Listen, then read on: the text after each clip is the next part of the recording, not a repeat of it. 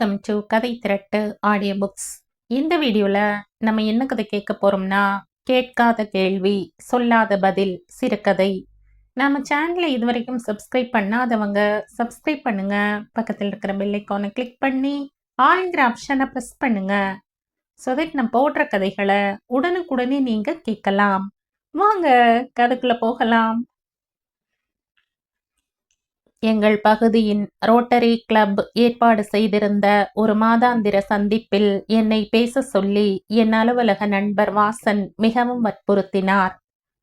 பாரதி, நீங்கள் இந்த நிறுவனத்தில் 10 வருஷங்களுக்கு மேலாக தொடர்ந்து வேலை பார்த்து வருவதுடன் பல நிலைகளுக்கு உயர்ந்து இன்று ஒரு மிக முக்கியமான உயர்ந்த பதவியில் இருக்கிறீர்கள். நீங்கள் நல்ல பேச்சு திறமை உள்ளவரும் கூட. அதோடு கிட்டத்தட்ட இந்த வேலைக்கே உங்களை அர்ப்பணித்து கொண்டு விட்டது போல் திருமணம் கூட செய்து கொள்ளாமல் தனியாக வாழ்கிறீர்கள். வேலைக்கு செல்லும் பல பெண்களுக்கு நீங்கள் ஒரு வழிகாட்டி.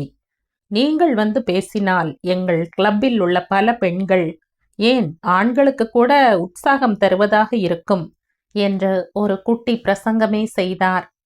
சார், கொஞ்சம் நிறுத்திக்கங்க. எனக்கு எதற்காக இத்தனை ஐஸ் வைக்கிறீங்க? நான் தாராளமாக வந்து பேசுகிறேன். என்ன தலைப்பில் பேச வேண்டும் என்றேன் நான் புன்னகையுடன். கணினித்துறையில் பெண்களின் பங்கும் எதிர்காலமும் என்பது பற்றி நீங்கள் பேசினால் பொருத்தமாக இருக்கும் என்றார் வாசன். சரி, என்றைக்கு, எந்த இடத்தில் என்றேன். வரும் வியாழக்கிழமை அடையார் காந்தி நகர் கிளப்பில் என்றார். நேரம் மாலை 6:30 மணி. அப்புறம் உங்கள் பேச்சு 1 மணி நேரம், 8 மணிக்கு முடித்துவிடலாம் என்றார் வாசன் மிகுந்த மகிழ்ச்சியுடன். நான் அதிகம் பிகு பண்ணாமல் ஒப்புக்கொண்டதில் அவருக்கு மிகுந்த திருப்தி. உங்கள் புகைப்படம் ஒன்றையும் உங்களை பற்றிய ஒரு சிறு குறிப்பையும் என்னுடைய இமெயிலுக்கு அனுப்பிவிடுங்கள். உடனே நாங்கள் ஒரு இன்வைட் தயார் செய்து உடனே எங்கள் அங்கத்தினர்களுக்கு அனுப்பிவிடுவோம் என்றார் வாசன். சரி என்று தலையசைத்தேன். எனக்கு அங்கே வரப்போகும் மிக பெரிய அதிர்ச்சி பற்றி அறியாமல். வாழ்க்கையில் எல்லோருக்கும் எல்லா விதமான வளமைகளும் கிடைத்து விடுவதில்லை. நான் அதிக வசதியற்ற, தந்தையற்ற தாய் மட்டுமே உள்ள பெண். படிப்பில் தேர்ச்சி பெற்றிருந்ததால் படிப்பு முடித்ததுமே கணினி துறையில் வேலையும் நல்ல சம்பளமும் கிடைத்தது. திருமணம் இல்லை. பலர் நான் வேண்டுமென்றே முதிர்கன்னியாக இருப்பதாக நினைத்து கொண்டனர். ஒரு வகையில் அது நிஜம்தான். நான் முன்பின் தெரியாத ஒருவனை தேர்ந்தெடுத்து சட்டென்று கழுத்தை நீட்டி அவனுக்கு ஏற்றாற்போல என் வாழ்க்கையை மாற்றிக்கொள்ள விரும்பவில்லை. ஆனால் ஒரே ஒரு முறை வேண்டாம். முடிந்து போன ஒரு கதையை எடுத்து ஆராய்ச்சி செய்வதில் என்ன பலன் கிடைக்கப் போகிறது? இப்போது என் வாழ்க்கையில் தனிமை இருந்த போதிலும் அமைதி இருக்கிறது. அதை கலைக்கவோ கலைத்து கொள்ளவோ நான் முயலவில்லை, விரும்பவும் இல்லை. அடையார் காந்தி நகர் கிளப் பளபளவென்று அழகாக பெரிதாக இருந்தது. நான் மாலை 6:15க்கே அங்கு போய் சேர்ந்து விட்டேன். விசாலமான வரவேற்பு ஹாலில் இருந்த ஒரு சோஃபாவில் நான் காத்திருக்கையில் வாசன், அதன் காரியதரிசி மற்றும் இயக்குனர் ஆகியோர் என்னை நோக்கி வந்தனர்.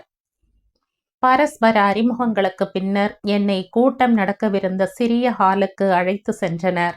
கிட்டத்தட்ட 50 பேர் அமரக்கூடிய ஹால் அது.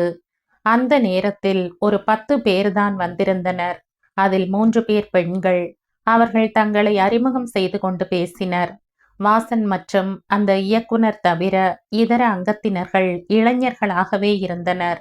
அவர்களில் கட்டாயம் நான் மூத்தவளே. நான் 40ஐ நெருங்கிக் கொண்டிருப்பவள். அவர்கள் 20இன் நடுவிலும் 30இன் தொடக்கத்திலும் இருந்தனர்.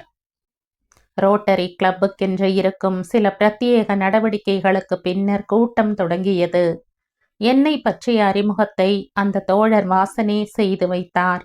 என் கல்வி, உத்தியோகம், பதவி உயர்வுகள், சாதனைகள், வெளிநாட்டு பயணங்கள் இவற்றை பற்றி குறிப்பிட்ட பின், பாரதி ஒரு புதுமை பெண். ஆண்களுக்கு நிகராக எந்த துறையிலும் தனித்து நின்று ஒரு பெண்ணும் பிரகாசிக்க முடியும் என்பதை தனியாக நின்று சாதித்திருப்பவர் என்றார். எனக்கு அவர் பாராட்டு சற்று கூச்சத்தை ஏற்படுத்தியது. பிறகு நான் பேசத் தொடங்கினேன். 10 பேரில் தொடங்கிய கூட்டத்திற்கு நேரமாக ஆக பலர் வந்து சேர்ந்து கொண்டனர். நான் எவர் மீதும் குறிப்பாக கவனம் செலுத்தாமல் என் பேச்சிலேயே ஆழ்ந்திருந்தேன். கணினி துறையில் பொதுவாக உள்ள பிரச்சனைகளான வேலை அழுத்தம், குறிப்பிட்ட நேரத்தில் முடிப்பதற்கு படும் சிக்கல்கள், மாறுபடும் வேலை நேரங்கள், உடல் நலம், திருமணமானவர்களுக்கு, குறிப்பாக பெண்களுக்கு மகப்பேறு, உடல் நலம், குழந்தை வளர்ச்சி, இவைகளில் இந்த வேலையால் உண்டாகும் சங்கடங்கள் பற்றியெல்லாம் குறிப்பிட்டேன். இவைகளை சமாளிப்பது எப்படி என்பது பற்றியும் சில அனுபவ குறிப்புகள் தந்தேன். ஒரு தாய், ஒரு குடும்பத் தலைவி, ஒரு மென்பொருள் வல்லுனர் என்ற பல படிகளில் அவர்களுக்கு என்னென்ன தகுதிகள் பிரச்சனைகளை சமாளிக்க உருவாக்கி கொள்ள வேண்டும் என்பது பற்றியும் ஓரளவுக்கு விளக்கினேன். பேச்சை முடித்ததும் ஒரு சில கேள்விகள் கேட்டனர். அவைகளுக்கு நான் எனக்கு அனுபவத்தினால் பெற்ற அறிவை கொண்டு பதில் தந்தேன். கூட்டம் முடிவடைந்தது. பலர் என்னிடம் தனியாக வந்து பாராட்டு தெரிவித்தனர். ஒரு சில பெண்கள், உங்கள் ஆங்கில புலமை மிக அற்புதம். நீங்கள் எங்கள் லேடிஸ் கிளப்பில் வந்து பேச வேண்டும். உங்கள் போன் நம்பர் கொடுங்கள், கார்டு கொடுங்கள் என்று வாங்கி சென்றனர். கிட்டத்தட்ட கூட்டம் கலைந்து நான் நிகழ்ச்சியாளர்களிடம் விடை பெற்று கொண்டு ஹாலில் இருந்து வெளியே வந்து கொண்டு எதிரே ஒருவன் புன்னகையுடன் என் வழியை மறிப்பது போல் நின்றான். நான் திடுக்கிட்டு அவனை பார்த்தேன். அவன் ரகுராம். நான் எவ்வளவோ மறக்க முயன்றும் முடியாமல் தோற்றுப்போய் என் மனதில் மிக மிக ஆழமாக பதிந்த அந்த இளைஞனின் முகம். 6 வருஷங்கள். அவனின் அந்த முகமும் தோற்றமும் அதிகம் மாறவில்லை. அதே இளமை, சற்று பெரிய மனிதத்தனம் மட்டும் முகத்தில் வந்திருந்தது. அதுவும் ரிம்லெஸ் கண்ணாடி அணிந்திருந்ததால். பாரதி, என்னை அடையாளம் தெரிகிறதா என்றான். அதே குரல், அதே புன்னகை. அடையாளம் தெரிகிறதாவது? மனதில் எழுதி வைத்த உருவத்தை மறப்பது என்ன அவ்வளவு எளிதா? ஆனால் அது அவனுக்கு தெரிந்திருக்க நியாயம் இல்லை. எதிர்பாராத இந்த சந்திப்பு என்னை பேச்சிழக்க செய்திருந்தது. ஹலோ, உங்களைத்தான், அப்படியே இருக்கீங்க என்று என் பிரமிப்பை பார்த்து கிண்டல் செய்தான். அது அவன் குணம். என் அதிர்ச்சியை சமாளித்து கொண்டு புன்னகை செய்தேன். ரகுதானே, how are you? Long time no see என்றேன். பரவாயில்லையே, நினைவு இருக்கிறதே என்று பாராட்டியவன் அந்த நாட்களில் பிளந்து கட்டியது போன்ற அதே ஆங்கில புலமை வாவ் என்றான். நீ எங்கே இங்கு வந்தாய் என்றேன் நான். You know, I am in Bangalore. என் நண்பன் ஒருவன் இதில் அங்கத்தினர். அவனை மாலையில் சந்தித்த போதுதான் இந்த மீட்டிங்கிற்கு செல்வதாகவும் என்னையும் உடன் வர சொன்னான். நான் அவன் போனில் அந்த இன்வைட்டை பார்த்தேன். பேசப் போவது நீங்கள்தான் என்று தெரிந்தவுடன், அட, நமக்கு நன்றாக தெரிந்தவங்களாச்சே, அதோடு பார்த்தும் வருஷ கணக்காகிவிட்டதே என்று வந்தேன். எப்படி இருக்கீங்க? அட, இது என்ன கேள்வி? 5 வருஷத்துக்கு முன்பு பார்த்தது போல் சூப்பரா அதே மாதிரி இருக்கீங்க என்றவன் அங்கு வந்த அவன் நண்பனை அறிமுகம் செய்ய அழைத்தான். 5 வருஷம் இல்லை ரகு, 6 வருஷங்கள் 8 மாதங்கள் என்ற மனதிற்குள் சொல்லிக் கொண்டேன். பின் கேட்டேன், பிரீத்தி எப்படி இருக்கிறாள்? குழந்தைகள் என்றேன். ஓ, ஷீஸ் ஃபைன். ஒரே ஒரு பையன், 4 வயதாகிறது என்றான். பிரீத்தி வேலைக்கு போகிறாளா என்றேன். போகிறாள் என்று இழுத்த மாதிரி சொன்னவன் தன் நண்பனை அறிமுகம் செய்து வைத்தான். பின் அவனிடம், வாசு, இவங்க எனக்கு ஒரு காலத்தில் பாஸ், ரொம்ப தெரிஞ்சவங்க, பயங்கர புத்திசாலி.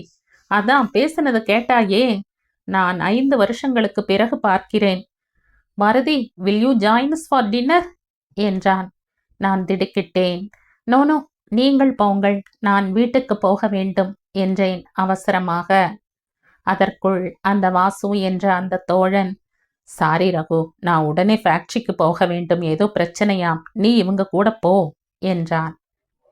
ஓ மை காட், சரி பாரதி, நீங்கள் எனக்கு கம்பெனி கொடுத்துத்தான் ஆக வேண்டும் என்றான் ரகு உறுதியாக.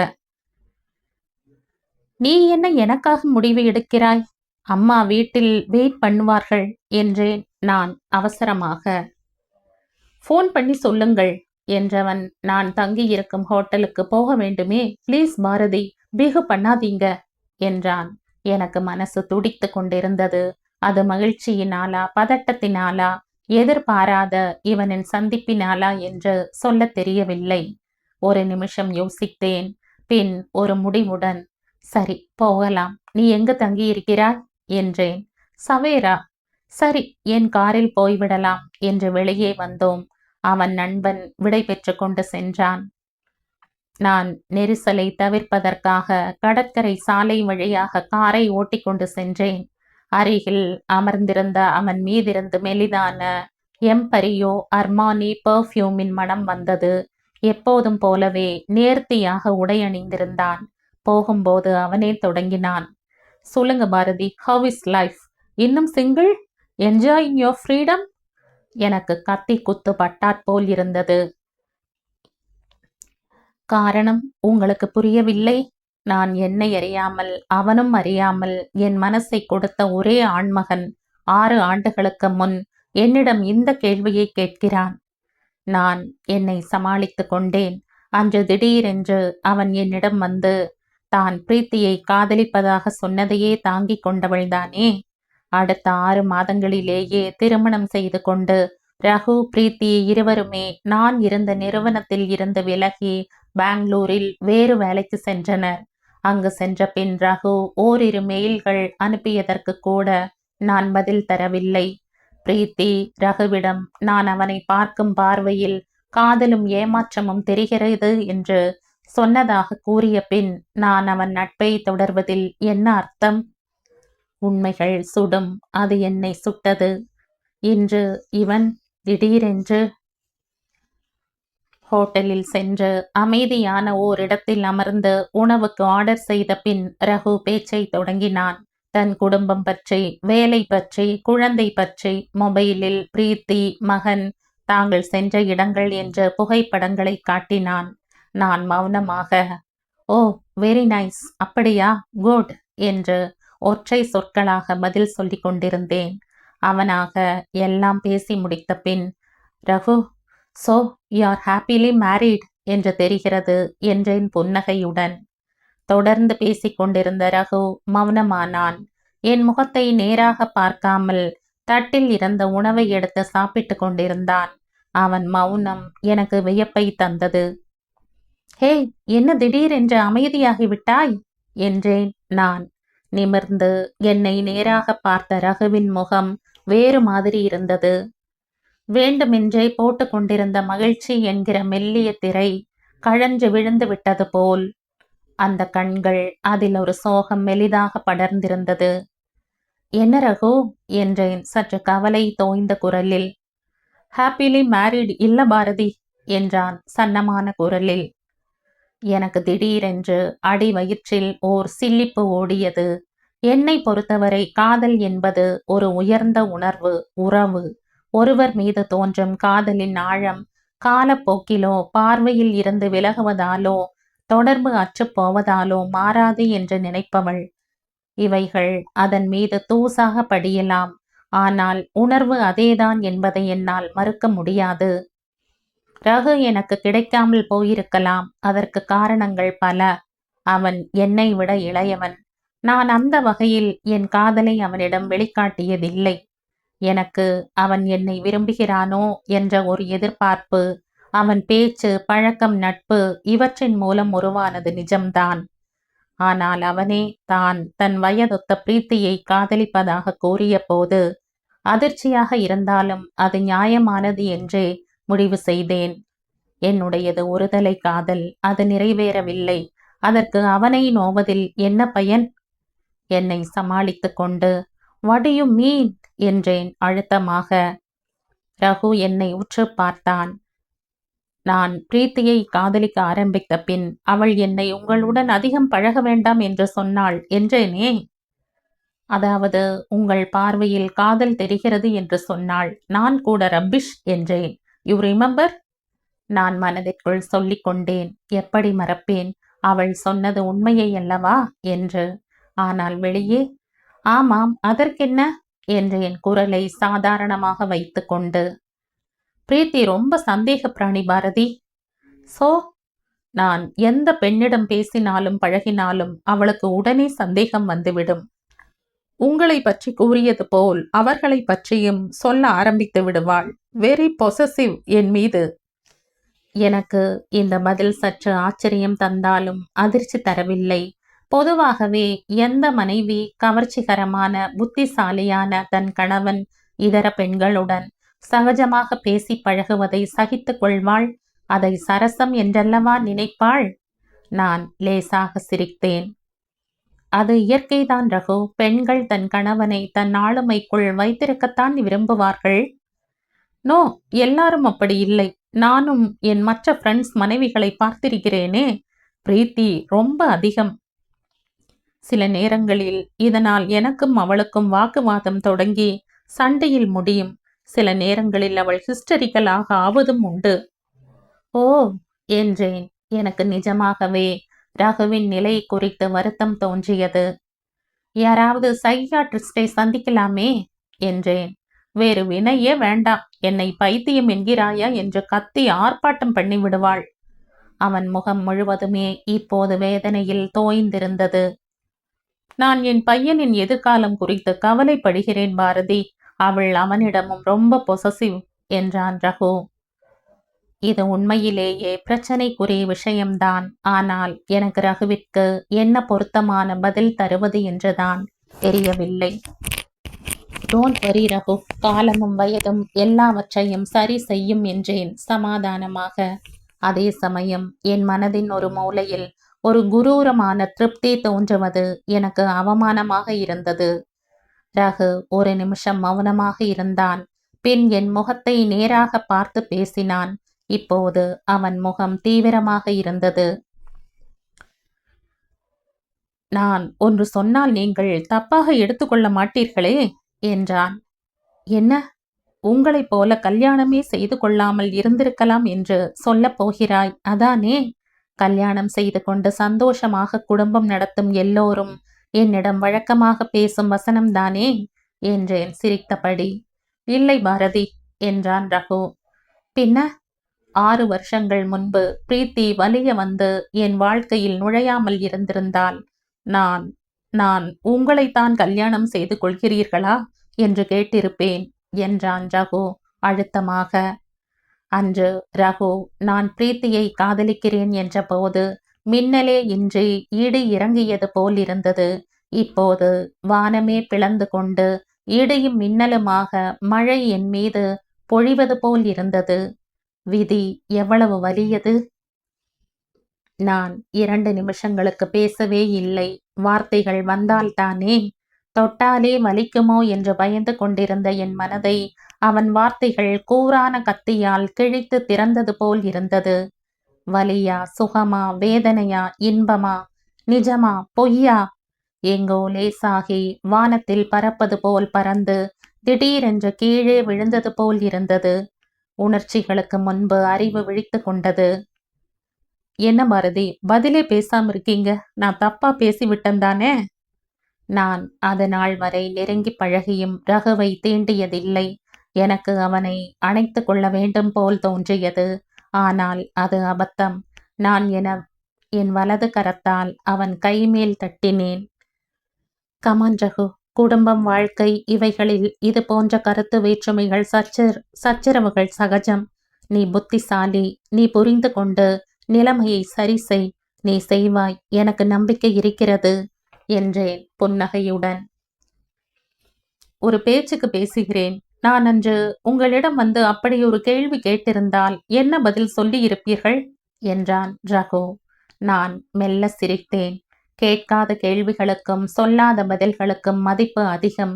அதை பற்றி பேசக்கூடாது என்ற நான், நீ ஜாவேத் அக்தர் என்ற கவிஞர் எழுதிய ஒரு ஹிந்தி பாடல் கேட்டிருக்கிறாயா என்றேன். என்ன அது? கனவுகளின் ஊர்வலம் சில நொடிகளுக்குள் நின்றது. நீயும் நானும் நம் வழிகளில் பிரிந்து சென்றோம். நம் இதயங்களின் கதை சில நொடிகளுக்கே தோன்றியது. நீயும் நானும் நம் வழிகளில் பிரிந்து சென்றோம். நான் அந்த பாடலின் வரிகளை இந்தியில் சொன்னதும் ரகு தலையசைத்தான். கேட்டிருக்கிறேன். வீர் ஜரா, ஷாருக் கான், பிரீத்தி ஜிந்தா படம், அருமையான பாடல் என்றான் மெதுவாக. நாம் பிரிந்து செல்லும் நேரம் வந்துவிட்டது என்றோ, எங்கோ ஒரு நாள் மீண்டும் சந்திப்போம் என்று கூறிவிட்டு கிளம்பினேன். அந்த பாடலின் வரிகளும் ரகுவின் பார்வையும் என்னை பின்தொடர்ந்து வந்து கொண்டிருந்தது. ஆனால் நான் திரும்பவில்லை.